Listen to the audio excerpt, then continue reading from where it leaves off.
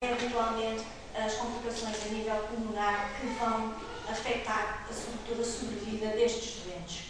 No entanto, apesar de tudo isto, a afecção da fibrose quística é variável, mas continua a melhorar, mas, portanto, nós sabemos que estes meninos, estas crianças, as pessoas com fibrose quística, vão ter uma deterioração clínica progressiva e vão ter uma esperança de vida que não é igual, nem de perto nem de longe, à maioria da população.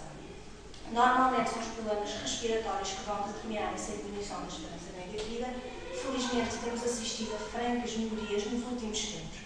No entanto, chega uma altura em que existe falência respiratória. Falência respiratória é essa que vem de um ciclo vicioso de inflamação e infecção que leva a bronquiectasias, que por sua vez vão promover novamente inflamação e infecção, vão deteriorar a função pulmonar, vamos ter insuficiência respiratória.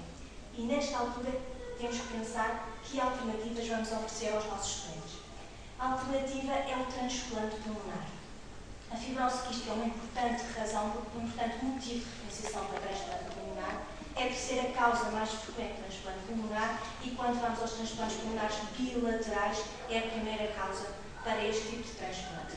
E vemos que desde o início do aparecimento e desenvolvimento do transplante pulmonar no mundo, isto são registros do Registro Internacional dos Transplantes Cardíacos e Pulmonares, da Sociedade Internacional, vemos que a fibrose quística é constante em termos de diferenciação e de número de doentes transplantados. Cerca de 15 a 20% dos transplantados a nível mundial têm fibrose quística e, apesar da maioria de todas as terapêuticas que têm aparecido para a doença, mantém-se constante.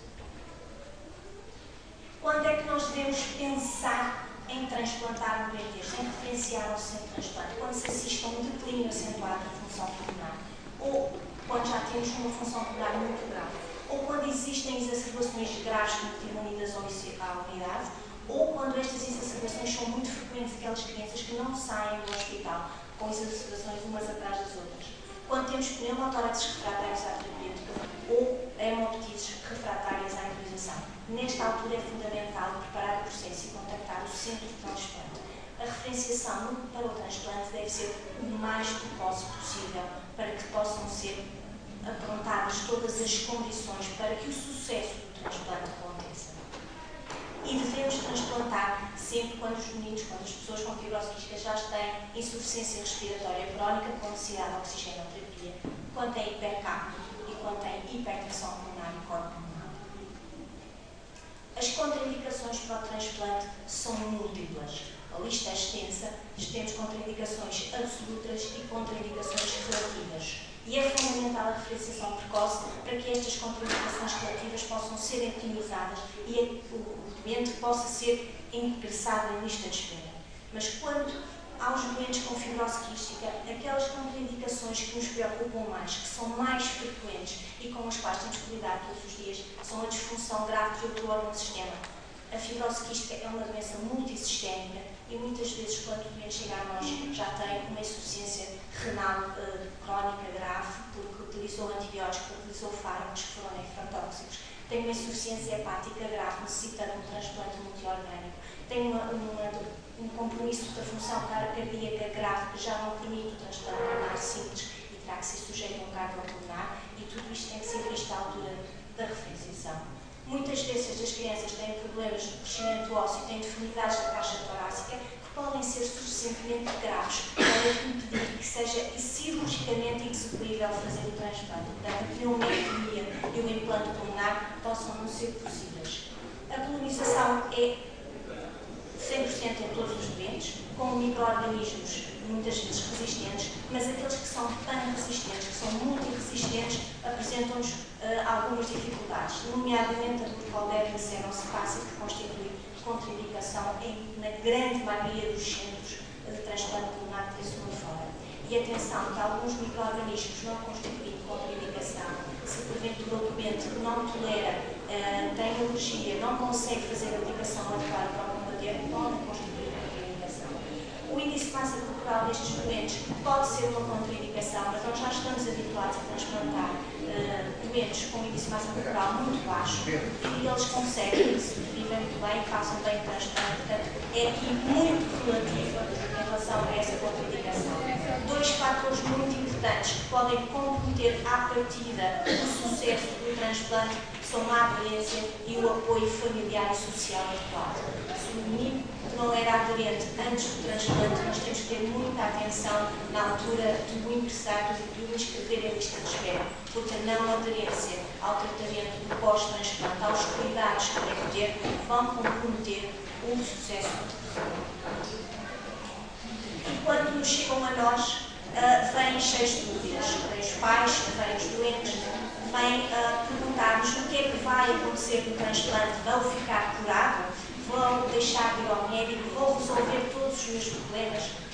Que nem de perto.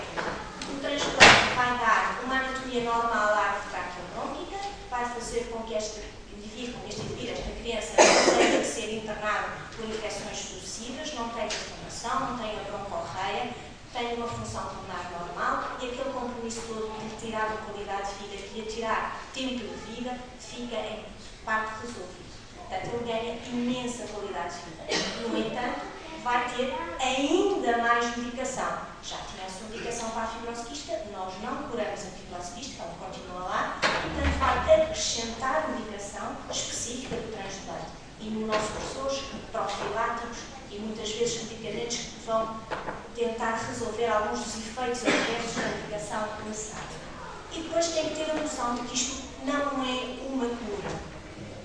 O transplante não cura a fibrose quística, não cura a doença respiratória crónica. Ele é uma alternativa, mas que também vai ter um tempo de vida limitado.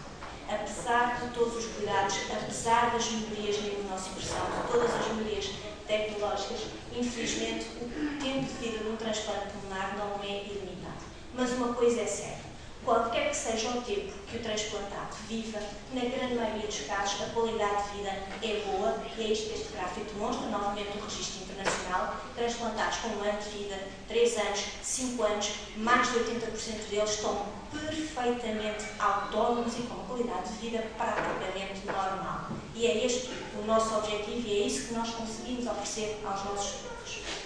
Esta é a parte má, o lado mau da história. Com todos os transplantes, o órgão tem uma sobrevida limitada. Em média, o transplante pulmonar tem uma duração de 5 anos e meio, 6. A boa notícia para os doentes com fibrose quística são os que se comportam muito melhor nestas curvas, nestas médias, e temos sobrevidas de 7 anos e meio dos transplantados pulmonares. E isto não resulta, a medicação é a mesma para todos, resulta também muito serem indivíduos mais jovens e muitas vezes com uma história antiga de doença, que já sabem que têm que tomar medicação, já estão habituados a cumprir regras e horários, e isso é fundamental para que o sucesso do transplante aconteça. Os nossos resultados, mal parecia não vir cá e não trazer aquilo que já fizemos, como sabem, ou alguns deverão saber, o nosso centro abriu para o transplante pulmonar em 2001, o começo foi um pouco atribulado, os resultados não foram os esperados, a resposta não era aquela que era pretendida, e em 2008 o grupo foi todo revelado em termos de pessoas, em termos de protocolos de referenciação, protocolos de seguimento de doentes, formações de consultas, foi uma grande reviravolta, e desde então, eu trago os dados, desde então já nos foram referenciados 26 doentes para transplante pulmonar.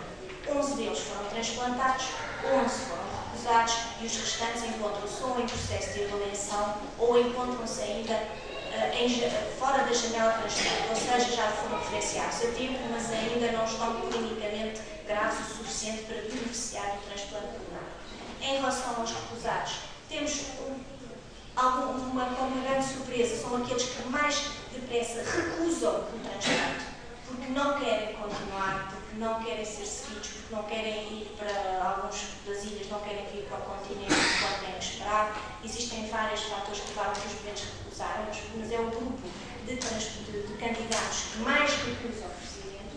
Temos as colonizações multiresistentes, nomeadamente a glucolera, que foi um problema em alguns destes doentes, e outro grande grupo de doentes tinham já falência de outro órgão, necessitando um transplante multiorgânico que nós ainda não efetuamos.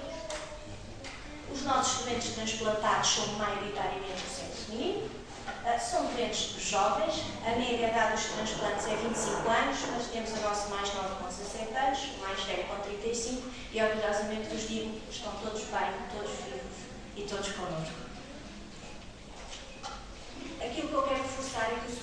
transplante pulmonar não depende só da equipa de transplante. Depende de todos. Depende do doente, depende da família, depende da equipa de transplante, da comunidade inteira, da escola, do pediatra que o referencia, que vai-nos muitas vezes servir de apoio, de retaguarda, porque as distâncias são longas, porque é preciso às vezes uma coisa que não precisam de ir a Lisboa. Tudo isto é uma equipa, e é uma equipa que se tem que juntar para que isto chegue a bom porto.